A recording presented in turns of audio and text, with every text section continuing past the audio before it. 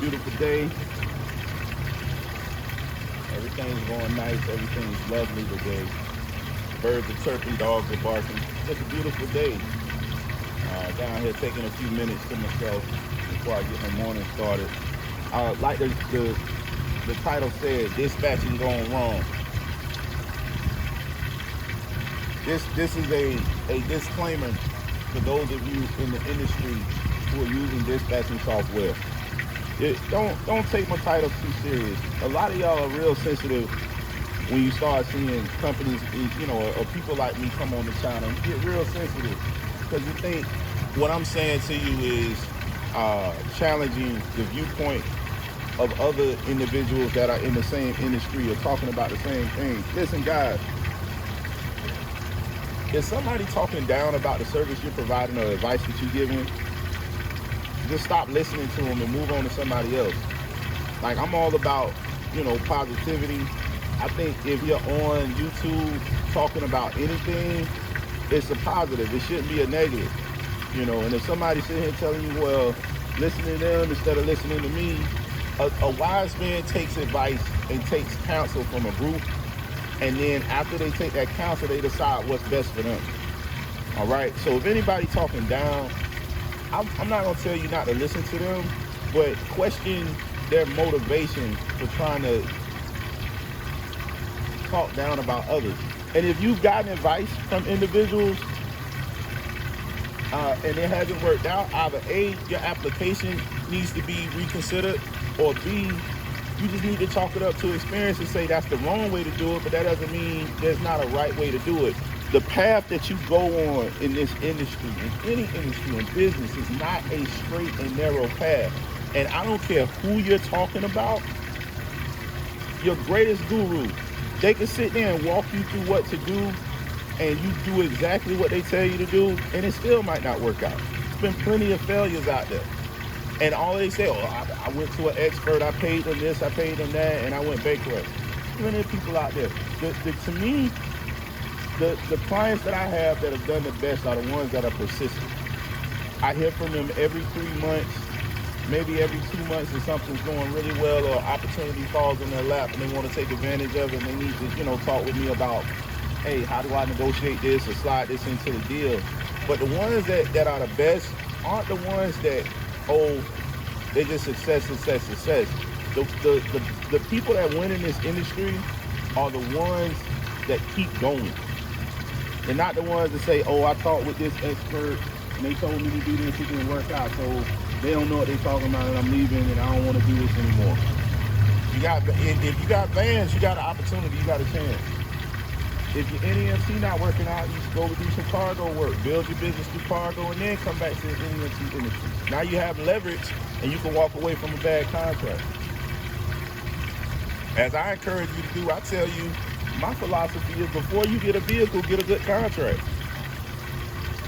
Before you get a vehicle, get you some clients. You bring those clients in through your social media, and it's a certain way to do that.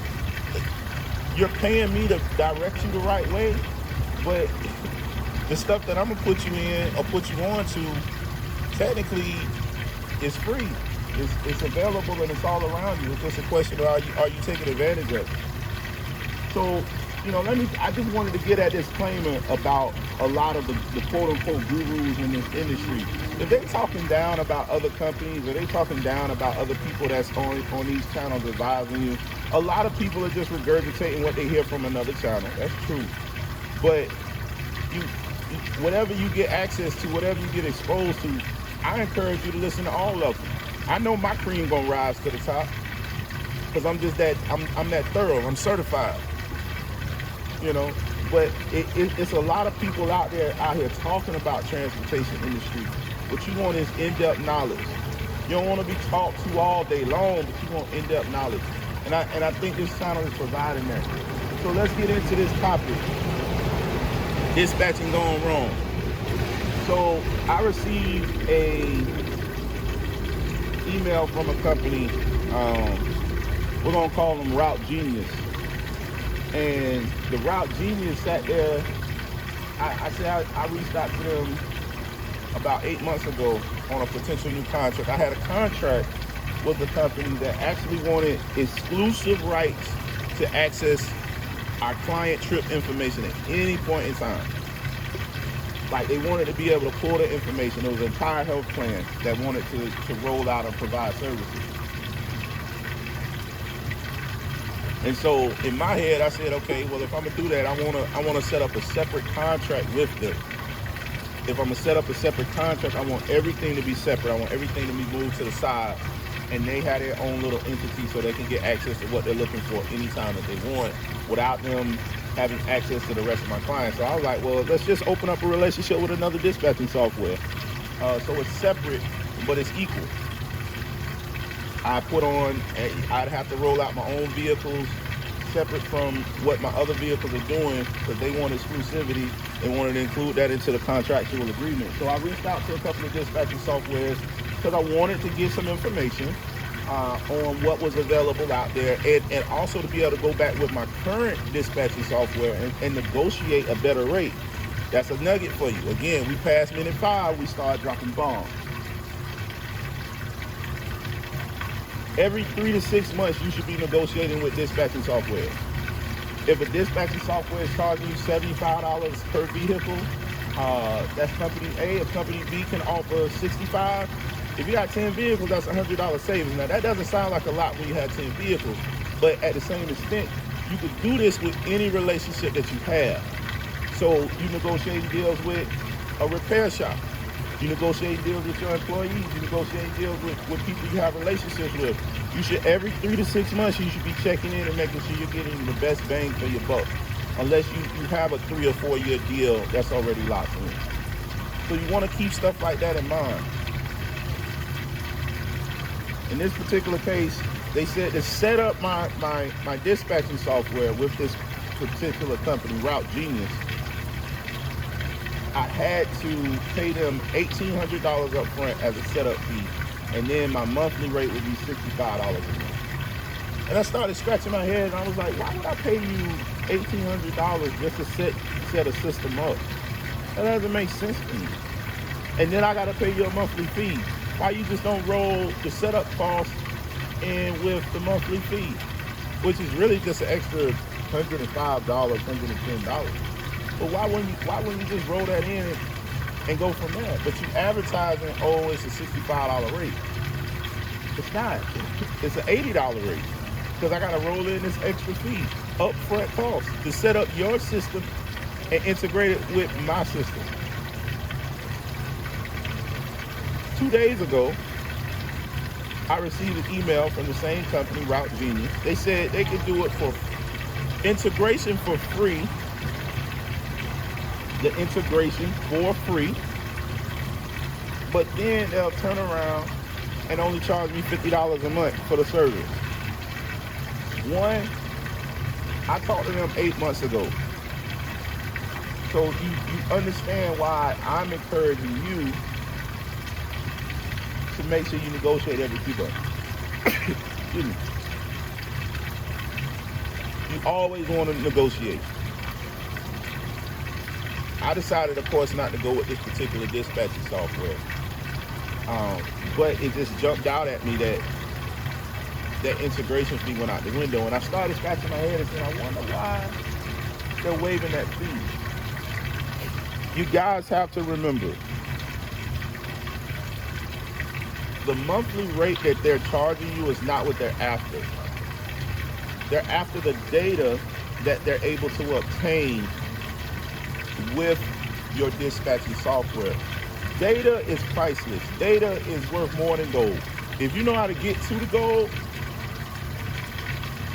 you don't ever have to worry about not having gold. You can have one piece of gold, one gold coin on Monday. If you know how to get them on gold, Tuesday you rich again. It's all about information. It's all about data collection. That data collection helps those dispatching software companies sell that data to 5, 6, 7 other entities that collect that data and then use it for their own purposes. So what you're doing is you're paying to give them information as opposed to collecting that information yourself and then redistributing that information. You can't do that because you're only paying for access to their software. When what you should be doing is saying, in the short term, I'm gonna pay for access to their software. I'm gonna contact an engineer and see if they could duplicate the same service that I have. And then now I'm collecting data on my own company. And then I can resell that information that I'm collecting to other individuals who may be interested in using it. If you're in the non-emergency medical transportation industry, you're dealing with elderly individuals for the most part. Well, guess who wants that type of information? Healthcare companies, health plans, rehab centers, companies that sell elderly products, beds, orthopedic shoes and replacements. Doctors' offices would want that information. Imagine you got an entire city locked down. You're doing 150 trips a day with the area. Okay, imagine you're doing 150 trips and a day. That means you're doing 750 trips a week at a minimum during the 5 days a week. If you're doing 750 trips, think about that. That's 750 pieces of data that you're collecting. If you can collect that much information, if you have that much information available to you, well, that's a great opportunity for you to sit down and say, dang, I got that much information. I wonder if somebody could use that. All these individuals over the age of 60 that I'm transporting. I'm sure some of these individuals need diapers. I'm sure some of these individuals need orthopedic socks. The opportunities are endless. You can submit 750 pieces of data to a company on a daily basis. Name, age, address, information. But since you're focused on transporting those clients for that particular broker, you're not even thinking about what type of information is passing through your hands on a daily basis, minute by minute basis. So take a step back and start collecting some of this data and seeing if, hey, you know what, maybe I can pass this information on to somebody else. Because the reason the price is coming down on these dispatching software, because they don't really care about connecting you with your trips and documentation anymore. They're more concerned with being able to collect the information that you're giving them. You got to start reverse engineering some of this stuff. And you guys are paying to give away somebody else's information. And they're happy to collect it. Hopefully this has been helpful.